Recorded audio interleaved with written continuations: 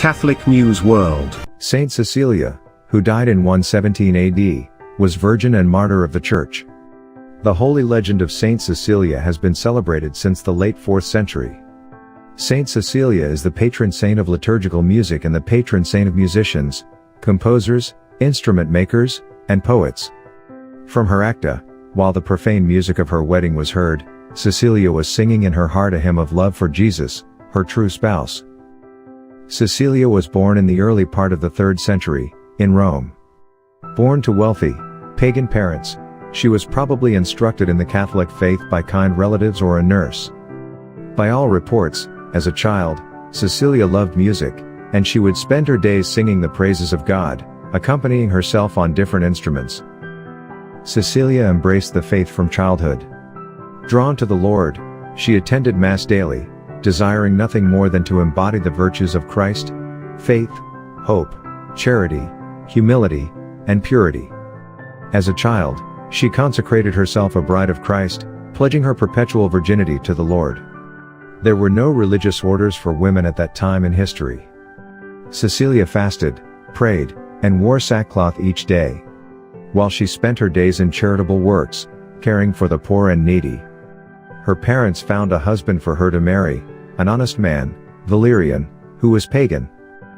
She wished to obey her parents, but she had made a vow of virginity to the Lord. She spent her days and nights in prayer. As her wedding day approached, she did little but pray. The Lord promised to send an angel to Saint Cecilia, to guard her, and to assist her in keeping her vow. Cecilia was married in an extravagant ceremony, internally, in her soul, becoming the bride of Christ. After the ceremony, Cecilia said to her new earthly husband, "Dear friend, I have a secret to confide to you." Valerian was at first surprised. "Go to Pope Urban," she instructed him. "When you tell the poor that you are Cecilia's friend, they will take you to see the Pope. He will explain to you the mysteries of the Catholic faith. May God bless you and my angel protect you." Valerian traveled to see Pope Urban that very evening. He was converted to Catholicism and baptized into the faith. He returned to his new bride, finding her accompanied by the angel she had promised. The angel, as emissary from the Lord, bestowed upon them both the golden crowns of heaven. Together, they lived in celibacy, and grew in love for the Lord, eventually converting Valerian's brother, Tiburtius, a man of some importance in Rome. Together the brothers made it their mission to find and provide a decent burial to the Christian martyrs being executed throughout Rome. It was not long, however, until the governor of Rome, learning of their Christianity through Tiburtius, summoned the brothers before him. When questioned, they refused to recant their faith, stating, "We are Christians and we believe in Jesus Christ, the one and only true God." Upon hearing this, the governor ordered them martyred. Saint Cecilia, assisted by her angel, recovered and buried the bodies. But soon, she was called before the governor as well. Courageously, she, too, declared her faith. "I too am a Christian and I believe in Jesus Christ, the one and only true God." The governor sentenced her to death, stating, "Cecilia, you are condemned to die for loving the poor and for adoring Christ crucified." The soldiers tried to scald and suffocated her in the steam bath in her own home, but rather than suffer, she could be heard singing to the Lord, seemingly accompanied by the choir of angels.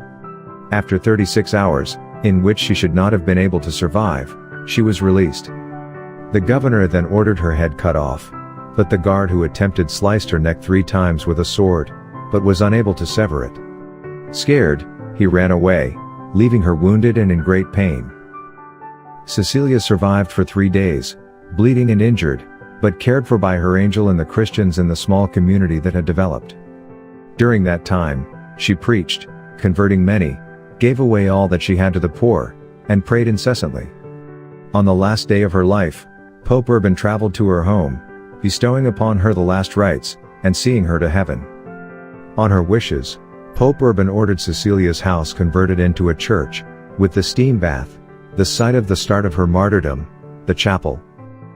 Nearly 800 years later, in 1599, the tomb of Saint Cecilia was opened, and her body was found to be perfectly persevered and incorrupt. At that time, a sculptor was called in to examine and sculpt the body prior to resealing the tomb. A likeness was made with the following carved into the floor at the altar at the base of the statue. Behold the body of the most holy Virgin Cecilia, whom I myself saw lying incorrupt in the tomb. I have in this marble expressed for you the same saint in the very same posture. Please subscribe to Catholic News World's YouTube channel. Thanks and God bless.